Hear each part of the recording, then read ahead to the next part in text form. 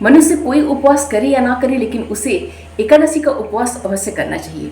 एकादशी का उपवास 8 वर्ष की आयु से लेके 85 वर्ष तक की आयु के लोग, चाहे वो स्त्री हो या पुरुष, चाहे वो बालक हो अथवा वो वृद्ध हो, सभी कर सकते हैं।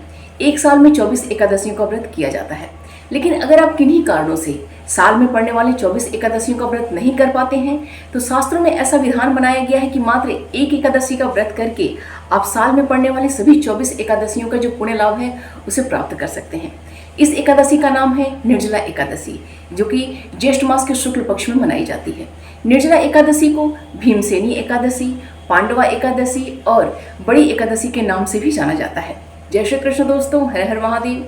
मैं पूनम पांडे आप सभी लोगों का शक्ति कुंज चैनल पे बहुत बहुत स्वागत करती हूँ।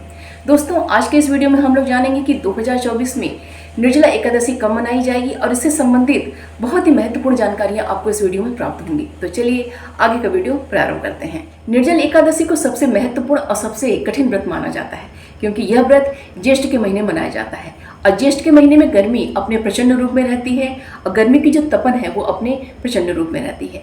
और इसी गर्मी में, इसी तपन में यह जो निर्जला एकादशी व्रत है, बिना अन्न ग्रहण किए, बिना जल ग्रहण किए और बिना फलाहार ग्रहण किए इस व्रत को निर्जल रह के संपन्न करने का नियम है।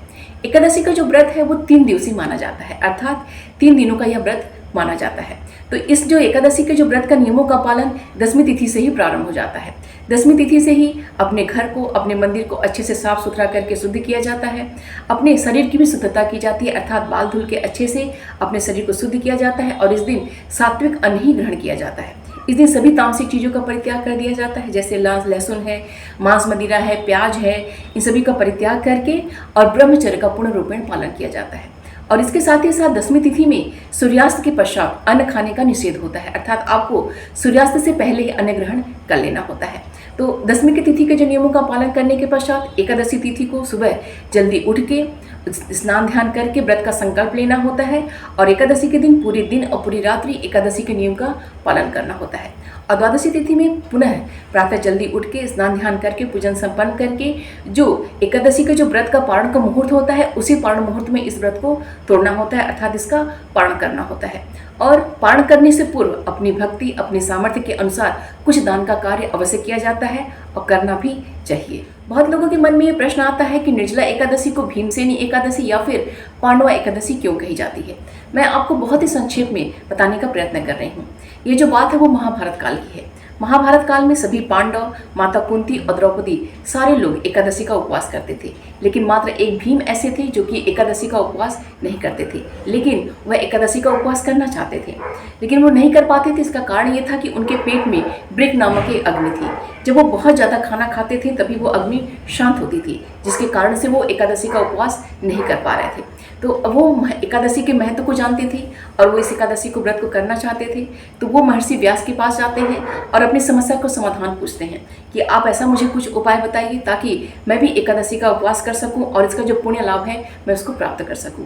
तो महर्षि व्यास उन्हें बताते हैं कि शास्त्रों में ऐसा वर्णन है, शास्त्रों में ऐसा नियम बनाया गया है कि अगर व्यक्ति सभी 24 एकादशियों का व्रत नहीं कर पाता है जो साल में पड़ती हैं, तो मात्र एक जो है वो ज्येष्ठ मास के शुक्ल पक्ष की जो निर्जला एकादशी है उसका उपवास वो अगर कर लेता है तो साल में पड़ने वाली सभी 24 एकादशियों का जो पुण्य लाभ होता है उसे भी प्राप्त हो जाता है।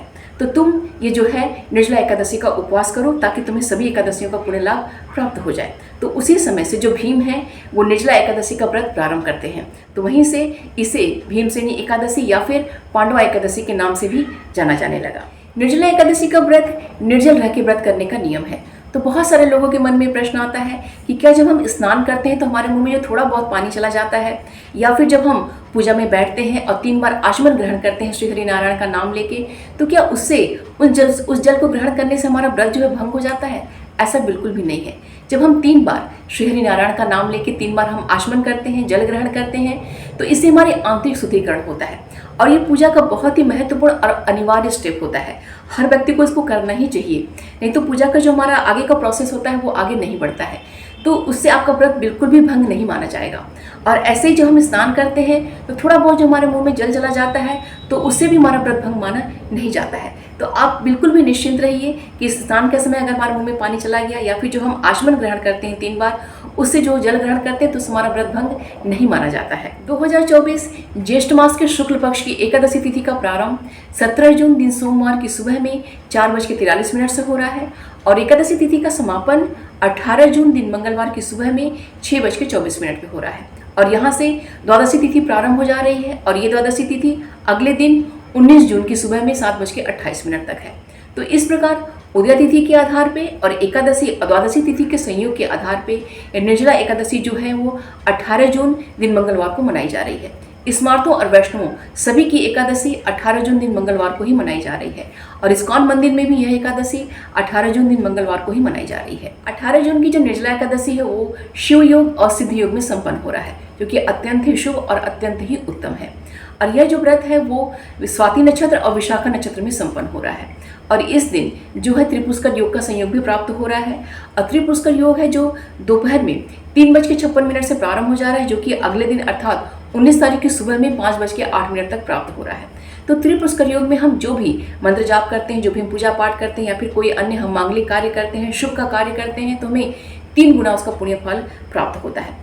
तो ऐसे ही जैसे हम शुभ का कार्य करते हैं तो हमें 3 गुना फल प्राप्त होता है, ऐसे ही अगर हम गलत कार्य करते हैं, गलत कर्मों में हम लग जाते हैं तो उसका भी हमें 3 गुना फल मिलता है। तो इसलिए ऐसे समय में चाहे शारीरिक हो, चाहे मानसिक हो, चाहे वाचिक हो, सभी तरीके से गलत कार्यों से हमें करने से बिल्कुल भी बचना चाहिए। इस व्रत को जो तोड़ने का समय है अर्थात इस व्रत का जो पारण मुहूर्त है वो 19 जून दिन बुधवार की सुबह में 5:08 से लेकर सुबह में 7:28 तक है।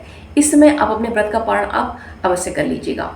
आप किसी अन्य एकादशी के व्रत में कलश की स्थापना करते हो या ना करते हो, श्री हरि नारायण और माता लक्ष्मी के लिए चौकी की स्थापना करते हो या ना करते हो, अखंड दीपक का प्रज्वलन करते हो ना करते हो, लेकिन इस निर्जला एकादशी में ये सभी कार्य आप अवश्य कीजिएगा।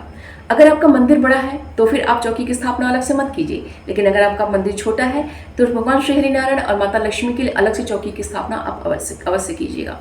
कलश की स्थापना आप अवश्य कीजिएगा और अखंड दीपक का प्रज्वलन भी आप अवश्य कीजिएगा।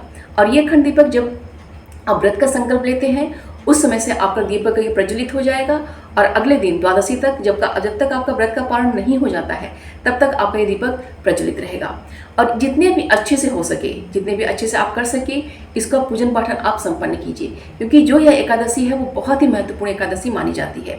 मात्र इस एकादशी को आप कर लेते हैं तो आपको चारों पुरुषार्थों अर्थात धर्म, अर्थ, काम और मोक्ष की प्राप्ति होती है। इसलिए इस पूजन को आप जितना आपसे संभव हो सके उसको अच्छे से अच्छे संपन्न करने का प्रयत्न कीजिएगा। निर्जला एकादशी में जितना महत्व उपवास का होता है, पूजन का होता है, मंत्र जाप का होता है, भजन कीर्तन का होता है, रात्रि जागरण का होता है, उतना ही महत्व दान का भी होता है, क्योंकि निर्जला एकादशी को सबसे बड़ी एकादशी या फिर महा एकादशी कही जाती है। तो इसमें जो है जल का दान सबसे महत्वपूर्ण माना जाता है।